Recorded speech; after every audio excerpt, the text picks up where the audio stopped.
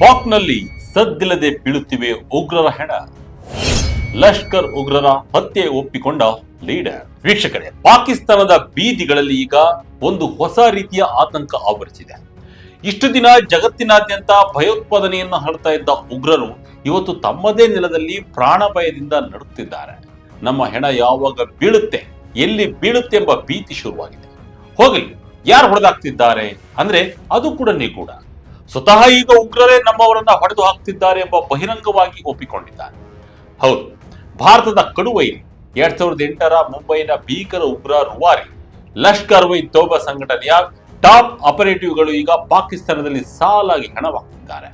ಅದು ಯಾರು ಊಹಿಸದ ರೀತಿಯಲ್ಲಿ ಅಜ್ಞಾತ ಬಂದೂಕುಧಾರಿಗಳು ಪಾಕಿಸ್ತಾನಕ್ಕೆ ಹೊಕ್ಕು ಲಷ್ಕರ್ ಉಗ್ರರನ್ನ ಒಂದೊಂದಾಗಿ ಬೇಟೆಯಾಡ್ತಿದ್ದಾರೆ.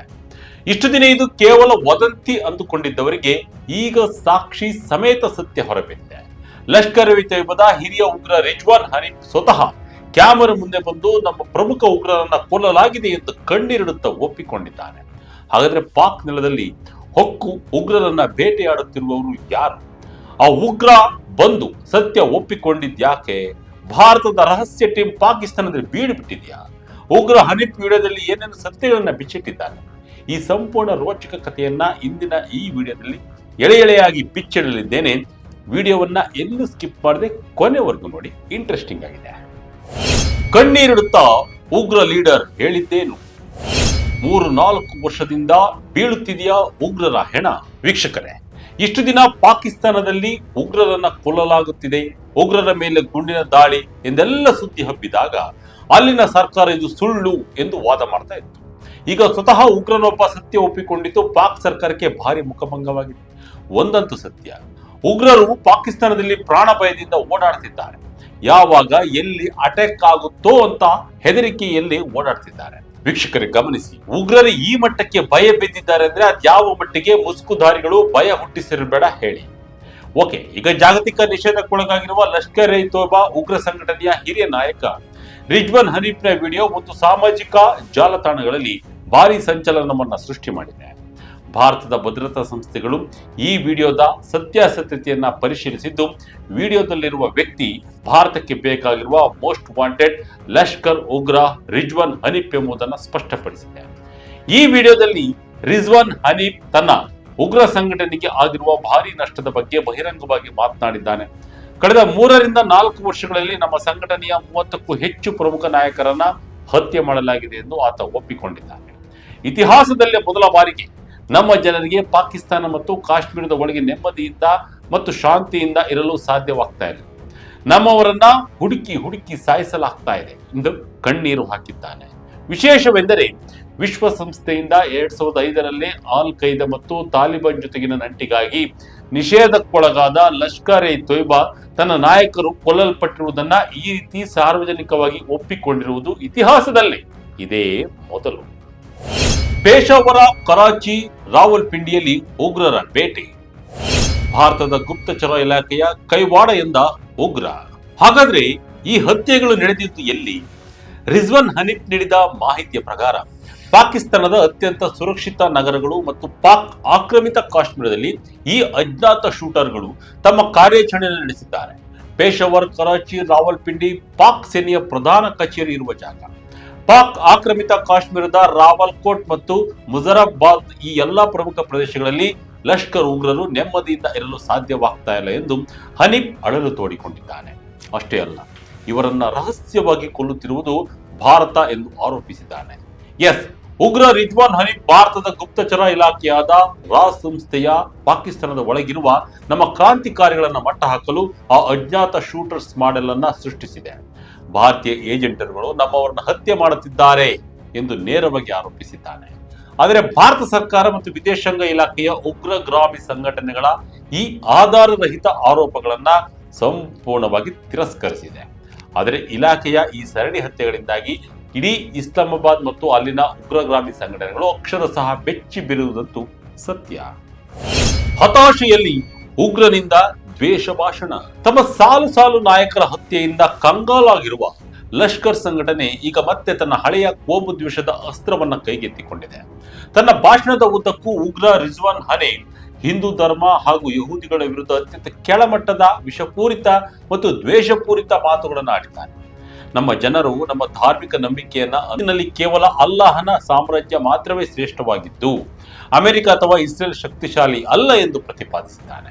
ಇದು ಲಷ್ಕರ್ ಇ ತೊಯ್ಬಾದಂತಹ ಭಯೋತ್ಪಾದಕ ಸಂಘಟನೆಗಳು ತಮ್ಮ ಅಸ್ತಿತ್ವಕ್ಕೆ ಧಕ್ಕೆ ಬಂದಾಗ ಹೇಗೆ ಧರ್ಮವನ್ನ ದಾಳವಾಗಿ ಬಳಸಿಕೊಳ್ಳುತ್ತವೆ ಮತ್ತು ಯುವಕರನ್ನ ಉಗ್ರವಾದದತ್ತ ತಳ್ಳುತ್ತವೆ ಎಂಬುದಕ್ಕೆ ಜೀವಂತ ಸಾಕ್ಷಿಯಾಗಿದೆ. ಲಷ್ಕರ್ ಎ ತೊಯ್ಬಾ ಹುಟ್ಟಿದ್ದು ಹೇಗೆ, ಎಲ್ಲಿ? ವೀಕ್ಷಕರೇ, ಈ ಲಷ್ಕರ್ ಎ ತೊಯ್ಬಾ ಎನ್ನುವ ಉಗ್ರ ಸಂಘಟನೆಯ ಮೂಲ ಎಲ್ಲಿ ಗೊತ್ತಾ? 1980ರ ದಶಕದ ಕೊನೆಯಲ್ಲಿ ಹಫೀಜ್ ಮೊಹಮ್ಮದ್ ಸಯೀದ್, ಜಾಫರ್ ಇಕ್ಬಾಲ್ ಮತ್ತು ಅಬ್ದುಲ್ಲಾ ಅಜಂ ಸೇರಿ ಸೋವಿಯತ್ ಅಫ್ಘಾನ್ ಯುದ್ಧದ ಸಮಯದಲ್ಲಿ ಮರ್ಕಜ್ ಉದ್ದಾ ವಲ್ ಇರ್ಷಾದ್ ಎಂಬ ಸಂಘಟನೆಯ ಸಶಸ್ತ್ರ ವಿಭಾಗವಾಗಿ ಈ ಲಷ್ಕರ್ ಎ ತೊಯ್ಬಾವನ್ನ ಸ್ಥಾಪಿಸಿದರು. ಸೋವಿಯತ್ ಪಡೆಗಳು ಅಫ್ಘಾನಿಸ್ತಾನದಿಂದ ಹಿಂದೆ ಸರಿದ ನಂತರ ಈ ಸಂಘಟನೆಯ ಸಂಪೂರ್ಣ ಗಮನ ಭಾರತದ ಜಮ್ಮು ಮತ್ತು ಕಾಶ್ಮೀರದತ್ತ ತಿರುಗಿತ್ತು. 166 ನಿರಪರಾಧಿಗಳನ್ನ ಬಲಿ ಪಡೆದ 2008ರ ಭೀಕರ ಮುಂಬೈ ದಾಳಿ ಸೇರಿದಂತೆ ಭಾರತದಲ್ಲಿ ನಡೆದ ಹಲವಾರು ರಕ್ತಸಿಕ್ತ ಉಗ್ರ ದಾಳಿಗಳ ಹಿಂದೆ ಲಷ್ಕರ್ ಸಂಚು ಇದೆ. ಭಾರತ, ಅಮೆರಿಕ, ವಿಶ್ವಸಂಸ್ಥೆ ಸೇರಿದಂತೆ ಜಗತ್ತಿನ ಪ್ರಮುಖ ದೇಶಗಳು ಇದನ್ನ ಭಯೋತ್ಪಾದಕ ಸಂಘಟನೆ ಎಂದು ಘೋಷಿಸಿವೆ. ಪಾಕಿಸ್ತಾನವು ಇದನ್ನ ಕಾಗದದ ಮೇಲೆ ನಿಷೇಧಿಸಿದೆ ಎಂದು ಹೇಳಿಕೊಳ್ಳುತ್ತವೆಯಾದರೂ ಪಾಕಿಸ್ತಾನದ ಗೂಢಚಾರಿ ಸಂಸ್ಥೆ ISI ಈ ಉಗ್ರರಿಗೆ ಪೂರ್ಣ ಪ್ರಮಾಣದ ಬೆಂಬಲ ಮತ್ತು ಆಶ್ರಯ ನೀಡುತ್ತಾ ಬಂದಿದೆ ಎಂಬುದು ಇಡೀ ಜಗತ್ತಿಗೆ ಗೊತ್ತಿರುವ ಸತ್ಯ. ಕಳೆದ 2005ರಲ್ಲಿ ಆಲ್ ಖೈದಾ ಮತ್ತು ತಾಲಿಬಾನ್ ಉಗ್ರ ಸಂಘಟನೆಗಳೊಂದಿಗೆ ನಿಕಟ ಸಂಪರ್ಕ ಹೊಂದಿದ್ದಾಗಿ ವಿಶ್ವಸಂಸ್ಥೆಯ ಇದರ ಮೇಲೆ ಕಠಿಣ ನಿರ್ಬಂಧಗಳನ್ನು ಹೇರಿತ್ತು. ಇಂತಹ ಜಾಗತಿಕ ಉಗ್ರಗಾಮಿ ಸಂಘಟನೆಯ ನಾಯಕರು ಇವತ್ತು ಪಾಕಿಸ್ತಾನದ ಒಳಗೆ ಅನಾಮಧೇಯ ಬಂದೂಕುದಾರಿಗಳ ದಾಳಿಗೆ ಸಿಲುಕಿ ಉಸಿರು ಚೆಲ್ಲುತ್ತಿರುವುದು ಕಾಲೈ ತಸ್ಮೈ ನಮಃ ಎಂಬಂತೆ ಇರಾನ್ ಶೈಲಿಯಲ್ಲೇ ಪಾಕಿಸ್ತಾನಕ್ಕೂ ತನ್ನ ಪಾಪದ ಫಲ ತಟ್ಟುತ್ತಿರುವುದನ್ನ ತೋರಿಸ್ತದೆ. ದುರಂದರ್ ಮಾದರಿಯಲ್ಲಿ ಗ್ಯಾಂಗ್ ವಾರ್. ಎಸ್ ವೀಕ್ಷಕರೇ, ಮೊನ್ನೆಯಷ್ಟೇ ಪಾಕಿಸ್ತಾನದ ಕರಾಚಿಯಲ್ಲಿ ದುರಂದರ್ ಮಾದರಿಯಲ್ಲಿ ಶೂಟೌಟ್ ನಡೆದಿದೆ. ಕರಾಚಿಯ ಅತ್ಯಂತ ಅಪಾಯಕಾರಿ ಲಯಾರಿ ಏರಿಯಾದಲ್ಲಿ ಜೈಲಿನಲ್ಲಿರುವ ಕುಖ್ಯಾತ ಅಂಡರ್ವರ್ಲ್ಡ್ ಡಾನ್ ಉಜೇರ್ ಬಲೋಚ್ ಸಹೋದರ ಜುಬೇರ್ ಬಲೋಚ್ ಮೇಲೆ ಮುಸುಕುದಾರಿ ಶೂಟರ್ಗಳು ಸರಣಿ ಗುಂಡಿನ ದಾಳಿಯನ್ನು ನಡೆಸಿದ್ದಾರೆ. ಮನೆಯ ಹೊರಗೆ ನಿಂತಿದ್ದ 40 ವರ್ಷದ ಜುಬೇರ್ ಮೇಲೆ ಬೈಕ್ ಮೇಲೆ ಬಂದ ಕಿಲ್ಲರ್ಸ್ ದಿಢೀರ್ ದಾಳಿ ಮಾಡಿದ್ದು ಎದೆ ಹಾಗೂ ಹೊಟ್ಟೆಯ ಭಾಗಕ್ಕೆ ಗುಂಡು ತಗಲಿ ಆತ ಸಾವು ಬದುಕಿನ ನಡುವೆ ಹೋರಾಡ್ತಿದ್ದಾನೆ. ಈ ಶೂಟೌಟ್ ನಲ್ಲಿ 2 ಮುಗ್ಧ ನಾಗರಿಕರು ಗಾಯಗೊಂಡಿದ್ದಾರೆ. ದುರಂದರ್ ಸಿನಿಮಾದಲ್ಲಿಯೂ ಉಜೇರ್ ಬಲೂಚ್ ಗ್ಯಾಂಗ್ಸ್ಟರ್ ಪಾತ್ರ ಜಾಗತಿಕ ಗಮನ ಸೆಳೆದಿತ್ತು. ರಿಯಲ್ ಲೈಫ್ ನಲ್ಲೂ ಕೊಲೆ, ದೇಶದ್ರೋಹ ಹಾಗೂ ಅಂತಾರಾಷ್ಟ್ರೀಯ ಗೂಢಚರ್ಯೆ ಆರೋಪದಡಿ ಉಜೇರ್ಗೆ 12 ವರ್ಷಗಳ ಕಠಿಣ ಜೈಲು ಶಿಕ್ಷೆಯಾಗಿದೆ. ಆದರೆ ಜೈಲಿನಿಂದ ಹೊರಬಂದಿದ್ದ ಸಹೋದರ ಜುಬೇರ್ ಮತ್ತೆ ಲಯಾರಿಯಲ್ಲಿ ಹಳೆಯ ಮಾಫಿಯಾ ಜಾಲವನ್ನ ಮರು ಸಂಘಟಿಸಲು ಯತ್ನಿಸ್ತಾ ಇದ್ದ. ಹಫ್ತ ವಸೂಲಿ, ಕೊಲೆ ಸೇರಿ 7ಕ್ಕೂ ಹೆಚ್ಚು ಕ್ರಿಮಿನಲ್ ಕೇಸ್ಗಳನ್ನು ಹೊಂದಿದ್ದ ಈತ ಮತ್ತೆ ಹವಾ ಕ್ರಿಯೇಟ್ ಮಾಡಿದ್ದ. ಇತ್ತೀಚೆಗೆ ಮಧ್ಯಪ್ರಾಚ್ಯದಲ್ಲಿ ನಡೆದ ಅಮೆರಿಕ ಇರಾನ್ ಯುದ್ಧದ ಆತಂಕದಿಂದ ಇರಾನ್ ಹಾಗೂ ದುಬೈನಲ್ಲಿದ್ದ ಹಳೆಯ ಗ್ಯಾಂಗ್ಸ್ಟರ್ಗಳು ಮತ್ತೆ ಕರಾಚಿಗೆ ಮರಳಿದ್ದಾರೆ. ಜುಬೇರ್ ಬೆಳೆಯುತ್ತಿರುವುದನ್ನ ಸಹಿಸದ ಎದುರಾಳಿ ಗ್ಯಾಂಗ್ಗಳು ಈ ದಾಳಿ ನಡೆಸಿವೆ ಎನ್ನಲಾಗಿದೆ. ಸದ್ಯ ಚಾಕಿವಾರ ಪೊಲೀಸರು ಸಿಸಿಟಿವಿ ದೃಶ್ಯಾವಳಿಗಳನ್ನ ಪರಿಶೀಲನೆ ಮಾಡುತ್ತಿದ್ದು ಕರಾಚಿಯಲ್ಲಿ ಗ್ಯಾಂಗ್ ವಾರ್ ಮತ್ತೆ ರಕ್ತಸಿಕ್ತ ರೂಪ ಪಡೆದುಕೊಂಡಿದೆ. ವೀಕ್ಷಕರೇ, ಇಷ್ಟು ದಿನ ಪಾಕಿಸ್ತಾನದ ಆಶ್ರಯದಲ್ಲಿದ್ದುಕೊಂಡು ಭಾರತದ ವಿರುದ್ಧ ಉಗ್ರ ದಾಳಿಗಳನ್ನ ಸಂಘಟನೆ ಮಾಡುತ್ತಿದ್ದ ಉಗ್ರರಿಗೆ ಈಗ ತಮ್ಮದೇ ನೆಲದಲ್ಲಿ ರಕ್ಷಣೆ ಇಲ್ಲದಂತಾಗಿದೆ. ಪಾಕಿಸ್ತಾನ ಸರ್ಕಾರ ಹಾಗೂ ISI ಎಷ್ಟೇ ರಕ್ಷಣೆ ನೀಡಿದ್ರೂ ಈ ಅಜ್ಞಾತ ಶೂಟರ್ಗಳ ಗುಂಡಿನಿಂದ ತಪ್ಪಿಸಿಕೊಳ್ಳಲು ಲಷ್ಕರ್ ಉಗ್ರರಿಗೆ ಸಾಧ್ಯವಾಗ್ತಾ ಇಲ್ಲ.